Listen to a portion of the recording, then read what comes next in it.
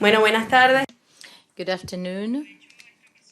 I take this opportunity to meet the press, to go in depth on some of the elements of my address. So let's go straight to the questions. Welcome on behalf of the UN press.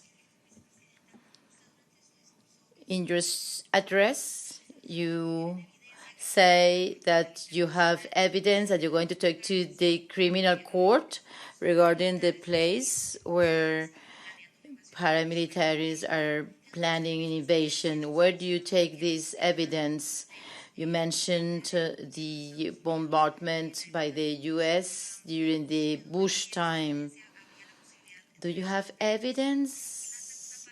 And where do they come from? Today, there is a resolution in the Council of Human Rights to research on violations of human rights in Venezuela. What is your position? I understand that Ambassador Valero reacted to that. There might be consequences once the next report is handed. In the UN, you mentioned, you have the platform to speak out. So, several questions there. Well, we were forced to bring to this UN Assembly actual evidence. Mr. Duque, 2 days ago, came here to lie, given to an investigation of the photograph presented by Mr. Duque. We realized that there were many lies. First of all, we have instructed Mr. Arriaza to protest this map. Here we have the Essequibo territory, and it has to be settled according to the Geneva Accord of 1960. 48 hours, we have that these photographs belong to Colombia. This denunciation was made at the time of President Chavez, and we demanded to give us precisions, and they don't give any further information because they are lie. We have sent evidence to the Colombian government, and we have urged them to conduct investigation, thorough inquiry. In Colombia, they has as a refugee someone requested by the Venezuelan authorities for murdering a child, but also evidence of his participation in the coup attempt and assassination attempt against Maduro with drones. The attempt to murder a number of high officials, and also ambassadors were present in that event where the attempt took place. This person has received asylum. He is a refugee in Colombia, which is a clear violation of the Security Council resolutions. So we have complained through the mutual cooperation, legal cooperation, police cooperation. We have presented the evidence. However, the government of Mr. Duque tries to disguise the low popularity he has in Colombia, and he's resorting to the aggressions against Venezuela to conceal the situation in Colombia. They are currently in clear violation of the peace accords, and Venezuela has been a victim of a long war. We have 6 million Colombians living in Venezuela today, fleeing war in Colombia. However, the world media machinery, they ignore these evidences. Always, we send to the International Criminal Court a video with the confession of Mr. Nandito, a leader of a paramilitary band, Los Rastrojos, whose a family were assassinated once the leaders of this band knew about the capturing of this person. So we have here the evidence. We can show the evidence to the world for any independent inquiry. So I guess the Colombian government should be the first to be interested in this evidence, because the Colombian state has the obligation to safeguard the borders against irregular drug trafficking and paramilitary organizations. But now they are transferring to us that responsibility. We are taking care of our border. We are fighting these groups, irregular groups, and that's what we are doing right now, and we will continue doing so. And we need to preserve the Venezuelan territorial integrity. As we gave coordinates, and I requested Mr. Duque to write down these coordinates, because these are very accurate coordinates. We have the photograph of these places, of these locations. This is just a tiny example. We have the evidence on how in Colombia they are training, they are financing, and they are arming an aggression against our homeland. Therefore, in a very responsible manner, and not with the oligarchical attitude of Duque, we have evidence here. Por cierto, sí. Cada día aparece un escándalo. Every single day we have a new scandal. Yesterday, the photograph from the Cauca in Colombia, and today another photograph from the Catatumbo in Colombia. It doesn't belong to Venezuela. It is Colombia. So it stood before this holy assembly saying that this is Venezuela, that the ELN is there training, living in Venezuela, and that was a lie. I mean, we are showing the actual relationship that exists between how Mr. Duque calls this alias the Titan, because he is part of the Rastrojo band. Here he is. We have many photographs of these people. This alias Nandito, he was captured by the Venezuelan government a week ago. He confessed. You know why the photographs were taken? Well, because once this failed puppet that has been appointed to undermine the Venezuelan government, once he became president, and luckily he has failed horribly in this attempt, once supposedly he becomes president, well, this military band could continue working freely in the border and killing people and committing crimes. So this should call many governments to reflection. The first,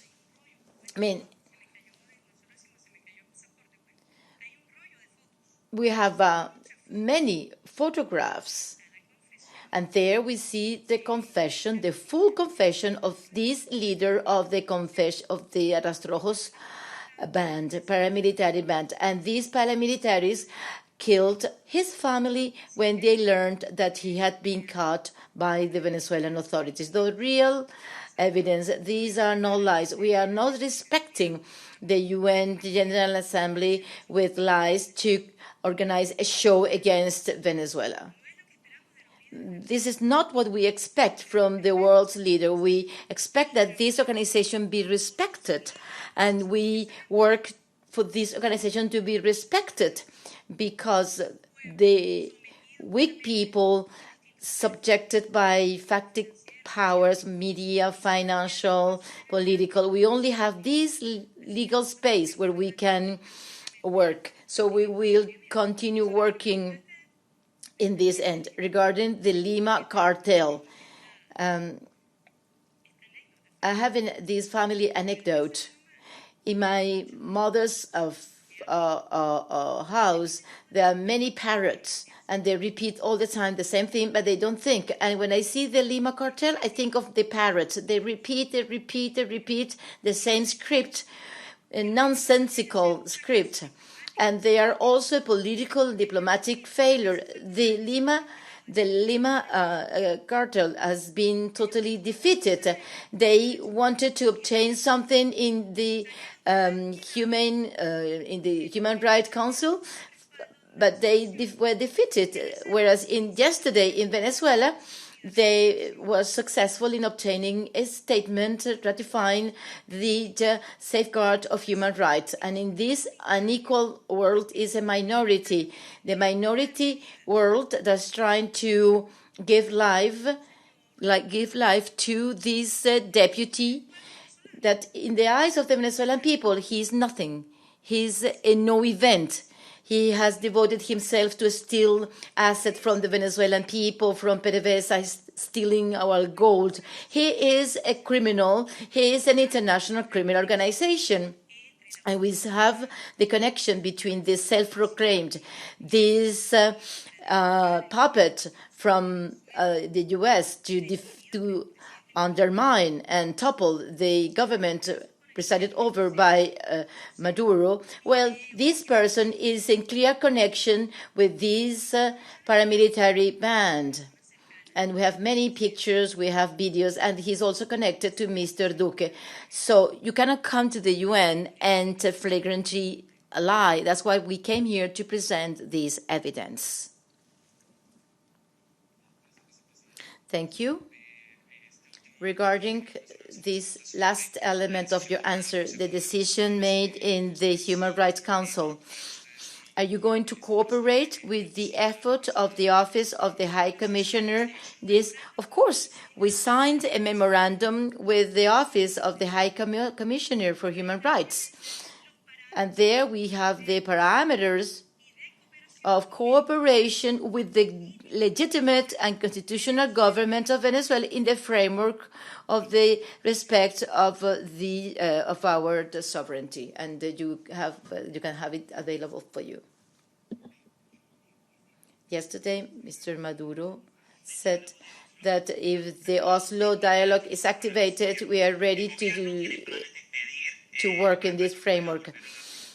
Is the government going to ask Noruega to continue negotiation with the opposition? President Maduro has never withdrawn from this initiative. He met with the Norwegian delegates, and there they discussed about the dialogue facilitated with this government. But first, dialogue has to be sovereign without foreign intervention and meddling. And no one can enter a dialogue and political dialogue with a gun to your head.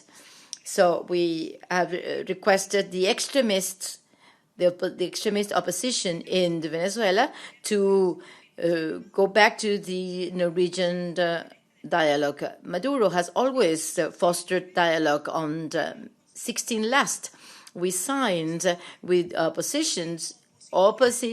the members of the opposition of Venezuela. We signed an agreement, and we are part of that national dialogue, and we reached an agreement, and we are already working on those agreements. So it has been clearly and repeatedly demonstrated the willingness of President Maduro to create as many dialogues as possible in order to preserve the tranquility of Venezuela and to preserve a healthy development by rejecting the coercive, unilateral, illicit measures taken. And I spoke about this in my address, and the consequences of those measures on more than 34 sanctioned countries. And it's become the big business for the financial sector. Just with touching a button, you steal $2 billion without launching a bomb. But the result is very pernicious. And we saw the statement of the U.S. spokesperson saying that the agony should be increased, suffering should be increased without food or medicine for the people. So the best place to alert and to denounce these measures than here. And because tomorrow the United States could say, okay, I'm going to punish that country that is a rebellious country, or we need to change that regime. We push the button. the new Treasury Secretary, the new financial Pentagon. Venezuela has been stolen more than $130 billion stolen from Venezuela. More than $130 billion stolen from Venezuela without dropping a single bomb.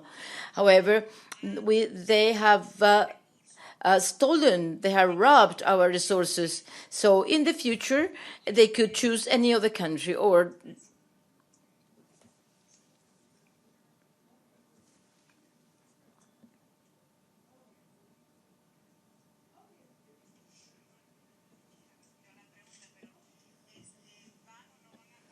Are you going to cooperate with the independent mission? I already answered. We signed a memorandum with the Office of the High Commissioner, and that's what we're going to respect in the framework of the Venezuelan sovereignty. There is a mandate of international cooperation. Yesterday, we approved a resolution. They approved the resolution where countries respectful of the legality approved this. I'm telling you that we are going to respect what we have agreed on with the Foreign Minister and the High Commissioner of Human Rights. Thank you. Prensa Latina.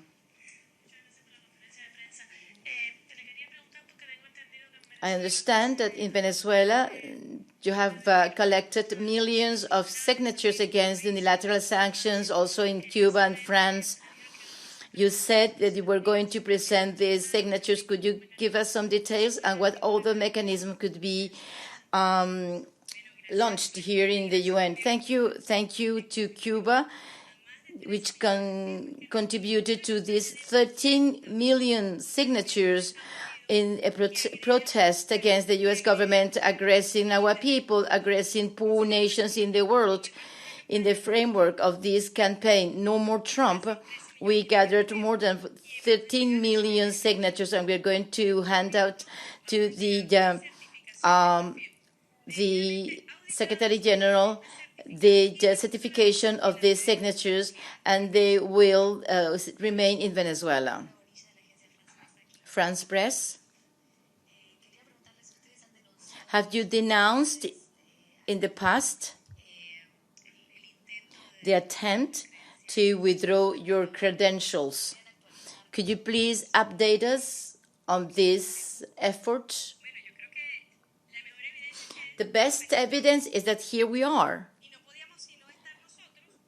They were the only one representing legally the Venezuelan people. I'm the executive vice president of the Bolivarian Republic of Venezuela of the Maduro president. That's the answer to your question. It's very simple. It couldn't be otherwise.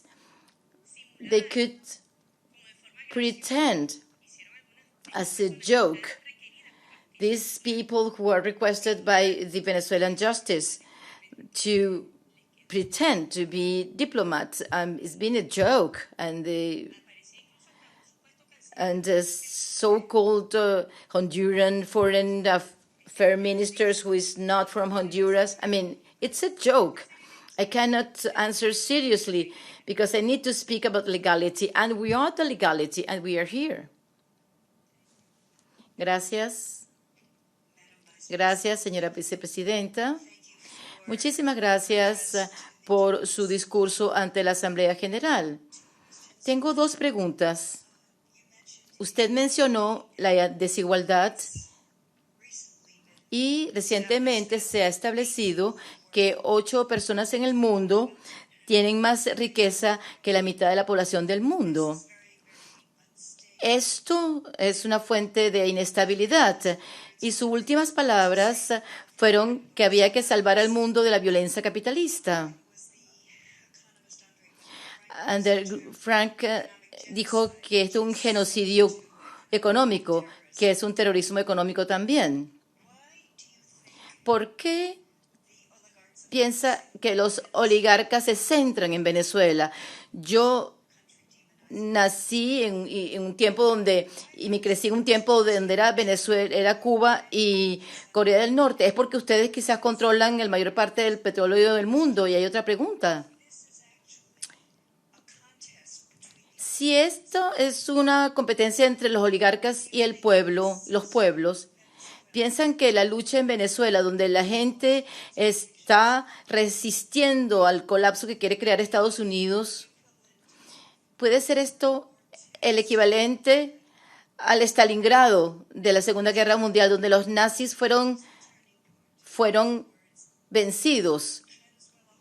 Si Venezuela aguanta, resiste, piensa que esto pudiera ser un golpe a la moral de los capitalistas oligárquicos del mundo. Thank you very much for your question. These coercive measures, unilateral measures, had very clear goals that they cannot mention. First, to defeat what is actually a threat to the system, which is this Bolivarian socialism.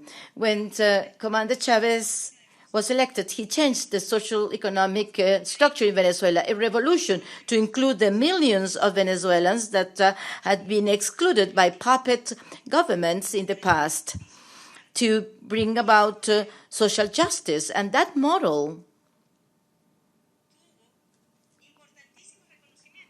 was widely recognized by this organization. The Bolivarian socialism model received rewards by FAO, the World Health Organization, and UNESCO. Why? Because of the progress in education, health, food supply, basic human rights of the whole of the population. The Bolivarian socialism told to the world, yes, we can, because the capitalist model generates wealth, but only for a few.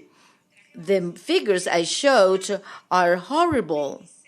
26 people in the world owe the same amount of 3.6 billion people in the world.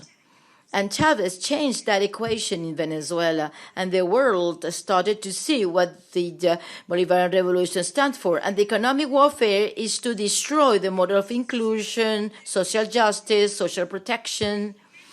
At the moment when it is up to President Maduro, who in a very courageous manner has defended our homeland from the illicit sanctions, economic criminal blockade, total blockade, as the U.S. said, total embargo and blockade.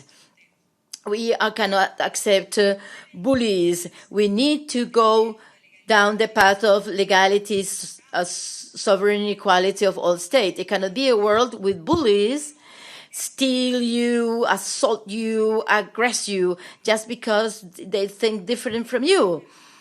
It goes against the Human Rights Charter that consecrates the right to equality.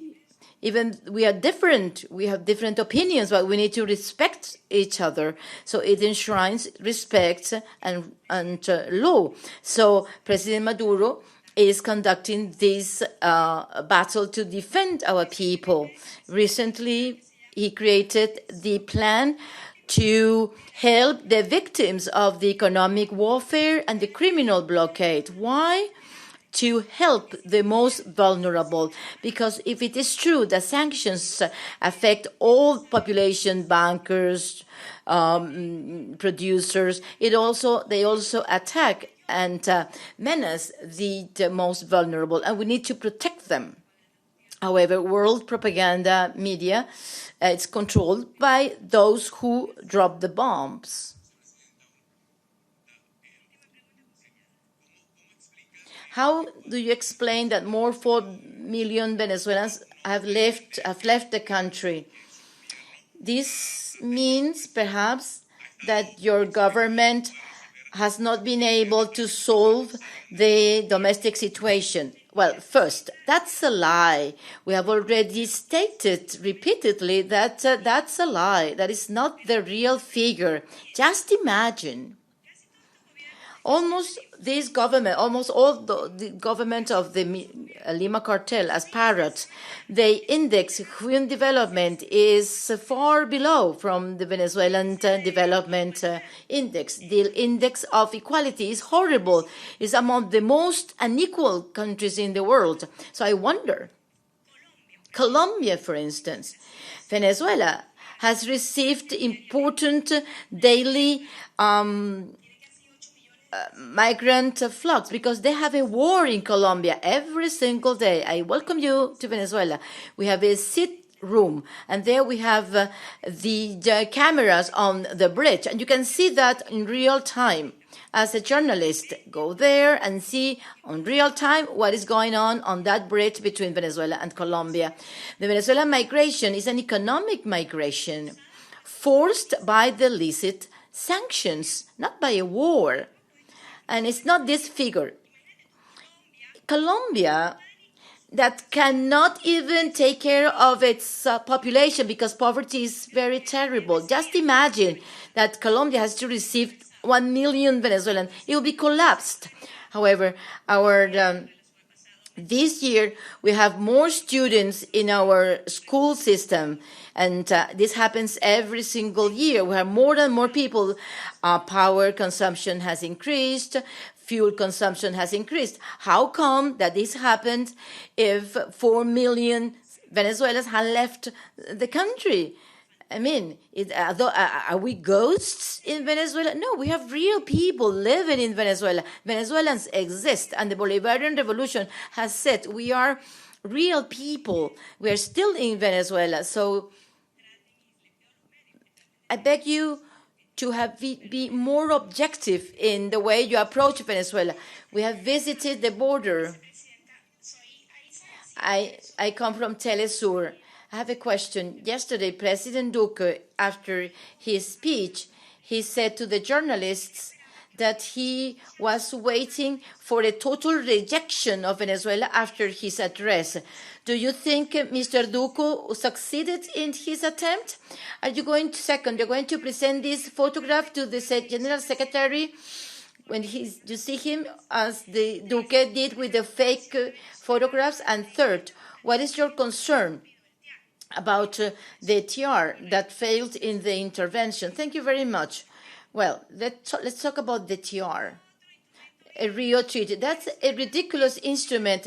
Venezuela denounced this in 2015 on May the 14th. Now we have a para-government appointed by the U.S. and the satellite to say that they are Venezuela. There is a single Venezuela, and that Venezuela is here with the actual and real representative. Venezuela is indivisible. It's a single country, and it's the worthy and dignified Venezuela known by the world. There is a single Venezuela.